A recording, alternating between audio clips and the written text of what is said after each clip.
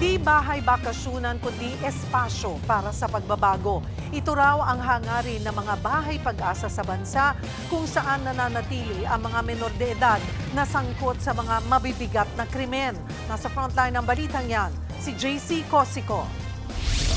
Alinsunod sa Juvenile Justice and Welfare Act of 2006, daraan sa Intensive Intervention Program ng gobyerno ang mga children in conflict with the law o yung mga batang sangkot sa krimen. Depende sa bigat ng kaso, pwede silang dalhin sa mga residential care facilities na kung tawagin ay bahay pag-asa, gaya nitong Molave Youth Home sa Quezon City. Nananatili dito ang 138 bata na sangkot sa iba't ibang krimen tulad ng pagnanakaw, pangahalay, pamamaslang at pagkakaugnay sa illegal na droga. May sariling kama ang bawat bata. Hiwalay ang babae sa lalaki at limitado ang galaw nila. 4 a.m. ang wake-up call, 9 p.m. naman ang lights off.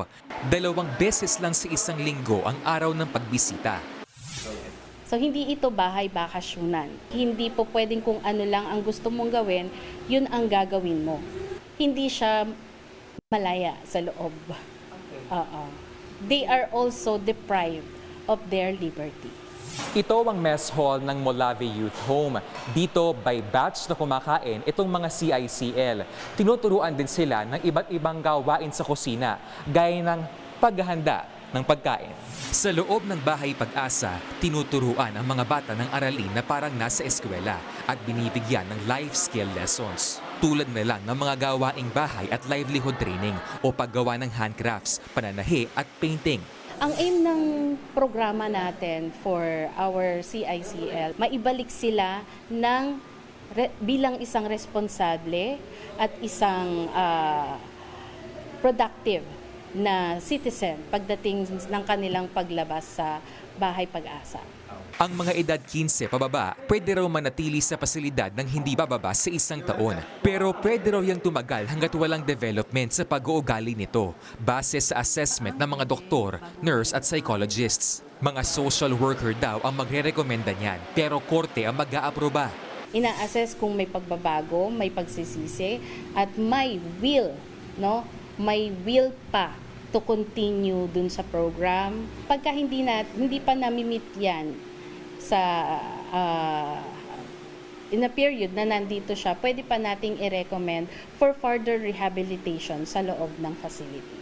Pero ibang usapan na raw sa mga edad 15 years old and 1 day hanggang bago mag-18 years old na sakop ng age ng criminal liability. Pag kasi nahatulan silang guilty sa krimen, suspended ang kanilang sentensya. Pero mananatili sila sa rehabilitation facility hanggang hindi nakikitaan ng pagbabago o pagsisisi.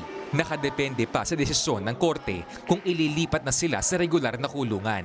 During that time, na na-comply niya yung intervention program, na ipasa niya, nagbago siya, pwede siyang ma-discharge, Yes. hindi na siya makukulong. Pero, Pwedeng ma-recommend for termination yung program at saka yung dismissal ng case.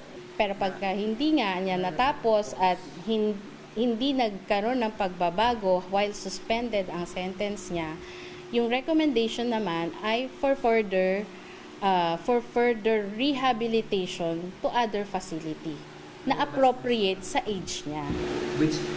Which is the regular jail. Ayon sa Juvenile Justice and Welfare Council, may 117 bahay pag-asa sa Pilipinas. Karamihan sa mga ito, pinapatakbo ng lokal na pamahalaan. Samantala, sa usapin ng pagbababa sa edad ng mga batang makukulong, bukas daw sa diskusyon ang JJWC. Pero giit nila, hindi ito ang solusyon. Mas mahalaga raw tutukan kung bakit nakakagawa ng krimen ang mga bata.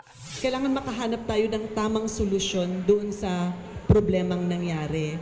In fact, sa ibang bansa, mababa po yung age of criminal responsibility nila, pero nagkakaroon pa rin ng school shootings. Para sa akin, ang tingin ko, hindi siya deterrent talaga. Nagbabalita mula sa Frontline, JC Cosico, News 5. Mga kapatid, Cheryl Cosing po. Maging maalam at may pakialam sa mga napapanahong issue at headlines. Mag-follow at mag-subscribe na sa social media pages ng News 5.